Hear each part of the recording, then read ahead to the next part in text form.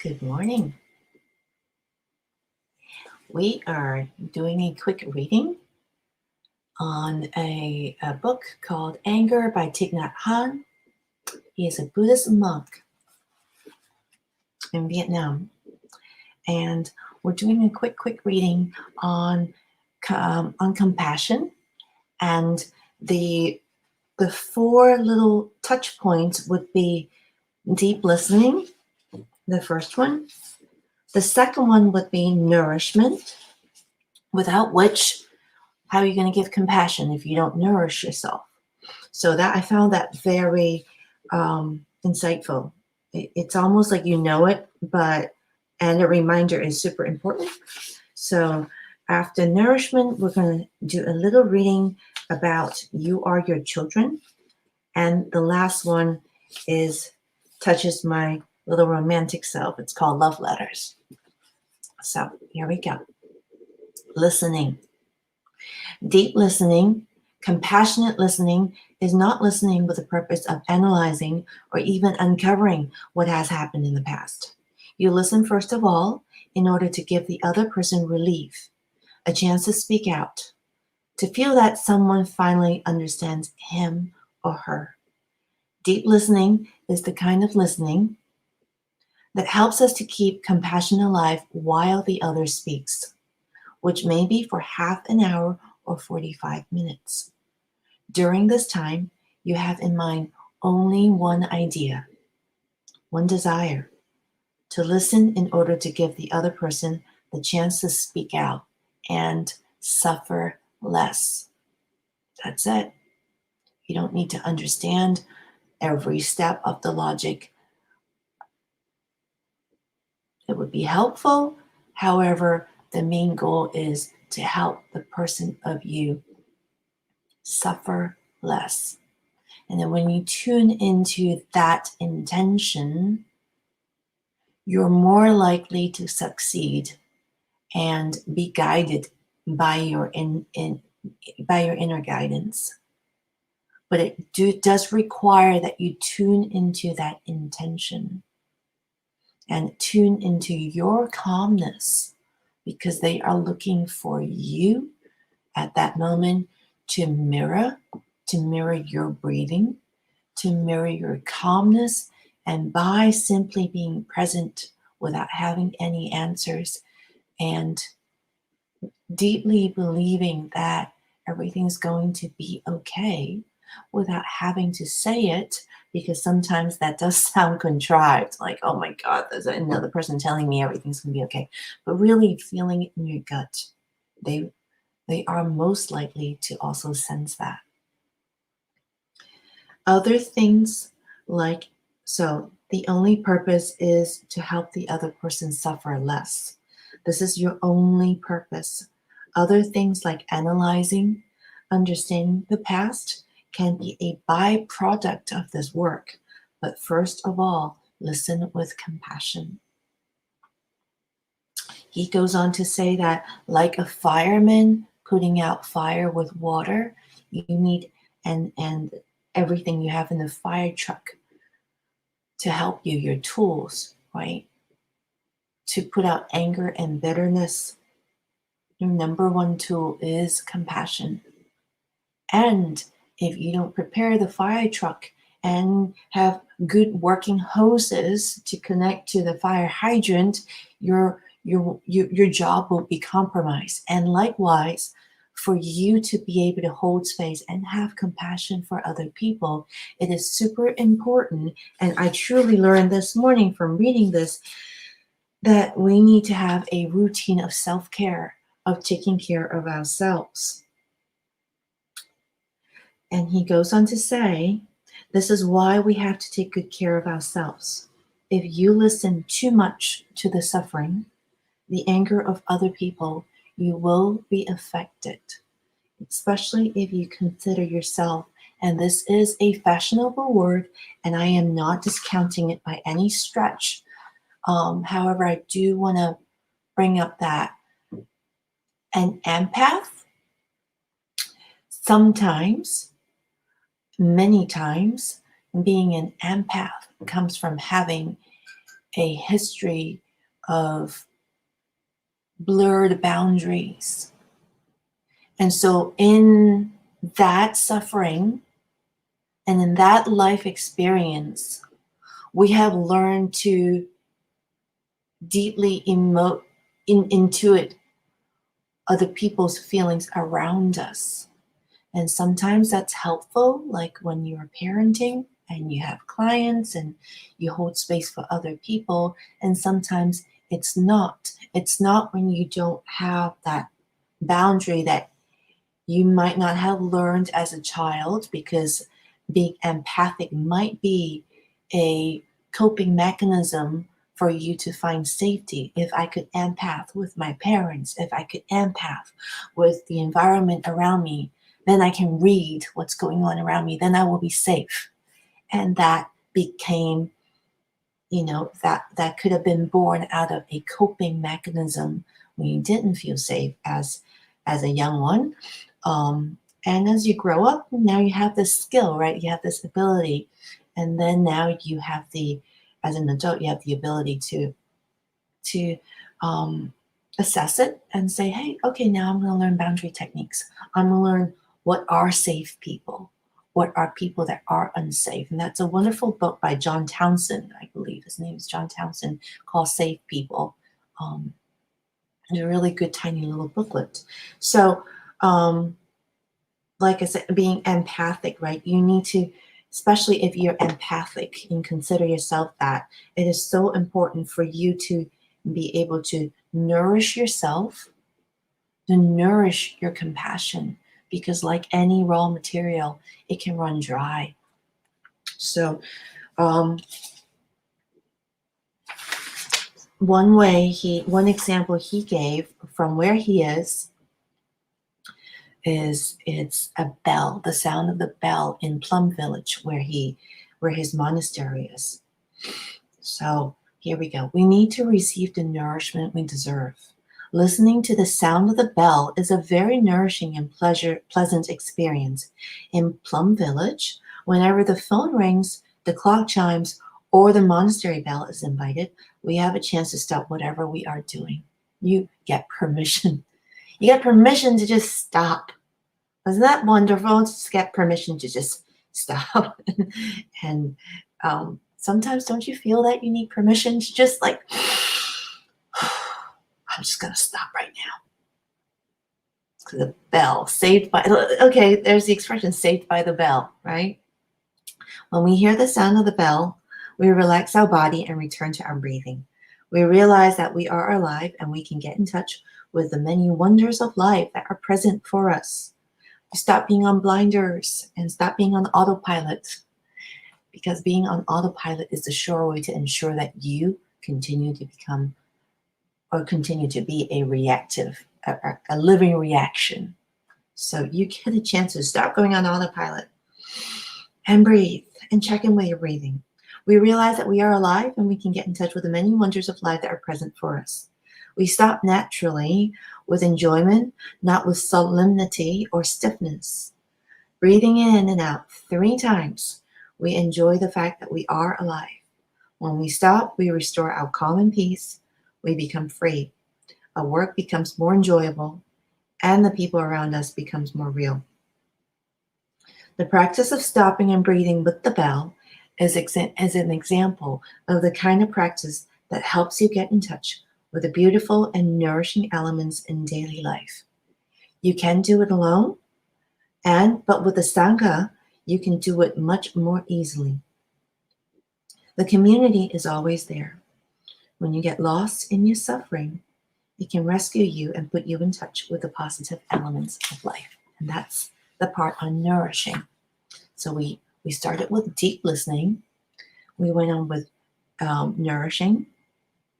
And he also says you have to enjoy the company of happy people so you get sufficient nourishment. So make sure you schedule that into your day planner rather than hoping that it happens. And that's being responsible to yourself and loving and kind and nourishing that compassion so that you have it to give to yourself and to other people. And now we have a little reading, just a little page, on You are your children. As a father or mother, you have to listen to your son or daughter.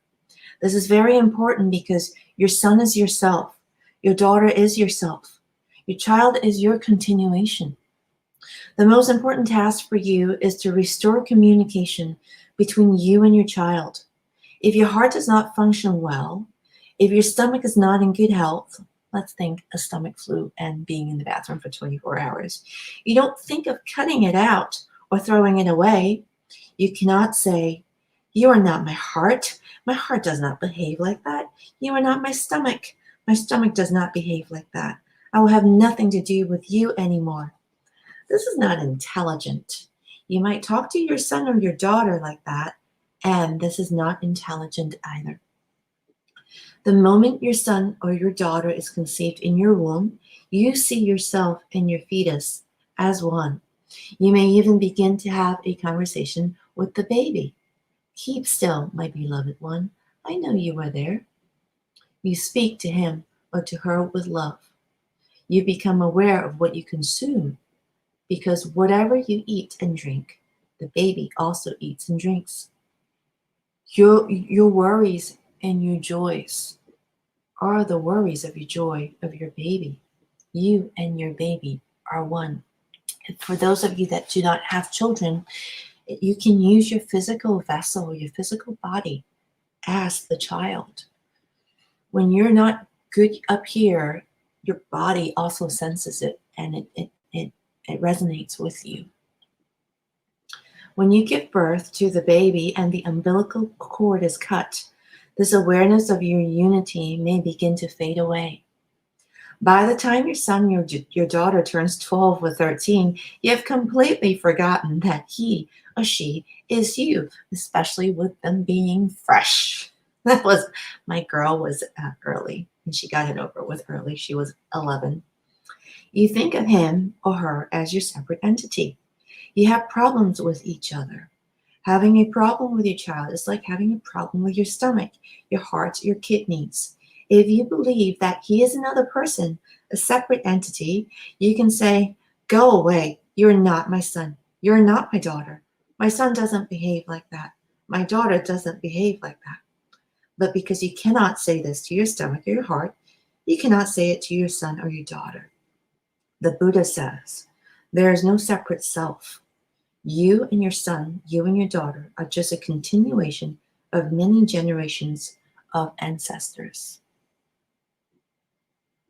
And when you do healing work for yourself and find a more harmonious way of being, a more expansive way of interacting amidst disharmony and difficulties in communication with your own children, and when you are together able to find a new way that doesn't feel natural, you are healing up and down the line. You're healing up the line, your ancestors. You're healing down the line of your descendants, your daughter's descendants, your son's descendants. Sorry, obviously I have my girl in mind. I love her. She teaches me a lot. It's a big mirror. You are a part of a long stream of life. Whatever your children do continues to affect you deeply, just like when they were in your womb. Whatever you do still affects your children deeply because they can never be cut off from you. Your happiness and suffering are your child's happiness and suffering, and vice versa. This is why you have to invest 100% of yourself in the task of restoring communication. That's the little reading on children. And now the last tidbit of nugget that I have for you on compassion that I found fun, because truly it could be a very over talked about subject. It has become, for me at least, very cliche, and I found myself with a lot of resistance when I realized this week's topic that I do with a group of colleagues, 12 pillars of transformation, and sometimes gratitude and compassion, these two topics came up as I found a lot of resistance because it's so cliche. But then I found these little nuggets that were fun for me, and I hope that you find it a bit of fun for you too. So this is the last one. The last one is love letters. Here's the story. There is a French woman who kept old love letters from her husband. He wrote her beautiful letters before they were married. Every time she got a letter from him, she savored every sentence, every word. It was so sweet, so understanding, so full of love. She was delighted whenever she got a letter. So she kept all his letters in a biscuit box. One morning, while she was rearranging her closet, she discovered the ancient biscuit box where she stored all his letters. It had been a long time since she had seen it. The box of letters told of the most wonderful time when she and her husband were young, when they loved each other and believed that without each other they could not survive. But in the past several years, both husband and wife had suffered a lot. They didn't enjoy looking at each other anymore. They didn't enjoy talking to each other anymore. They didn't write letters to each other anymore.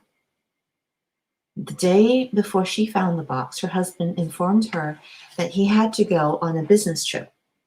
He did not find it pleasant to stay home, and perhaps he was looking for a little bit of happiness or pleasure on his trips. She was aware of that. When her husband told her that he had to go to New York for a meeting, she said, "If you have to work to do, please go ahead." She had grown used to this. It was very ordinary. Then, instead of returning home as planned, he telephoned and said, "I have to stay 2 more days because there are things I still need to do." She accepted this very easily because even when he was home, she was not happy. After hanging up, she began to rearrange her closet and she discovered the box. It was a box of Lou biscuits, a very famous brand in France. She was curious because it had been a long time since she opened that box. She put down her duster, opened the box, and smelled something very familiar. She took out one of the letters and she stood there and read it. How sweet was the letter. His language was full of understanding and love.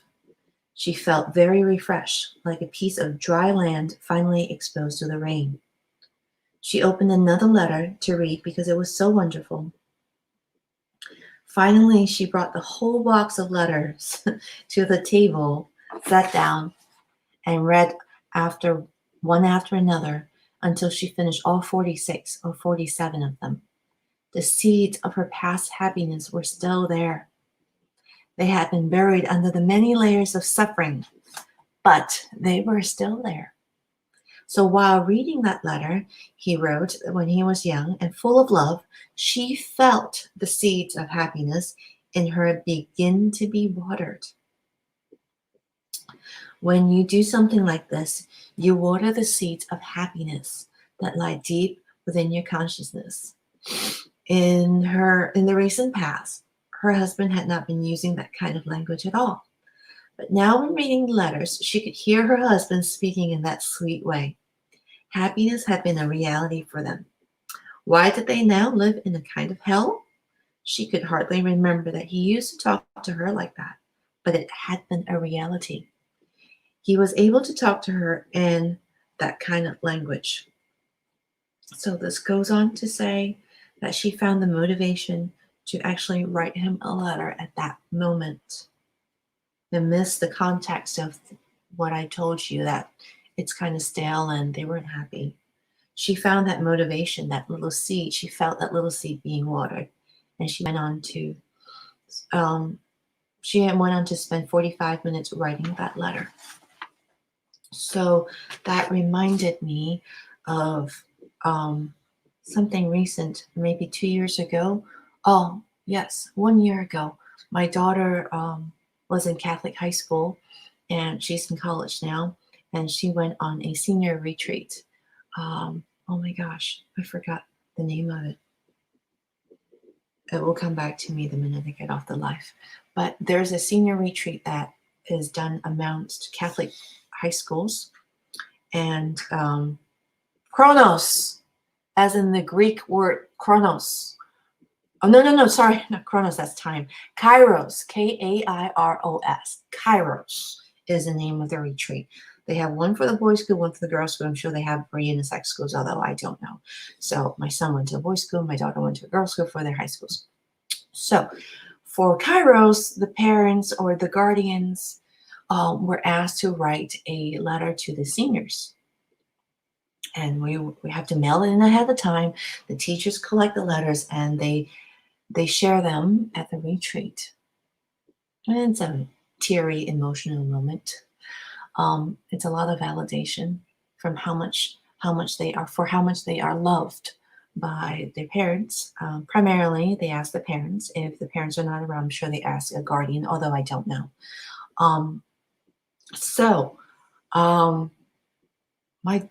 What happened with my daughter?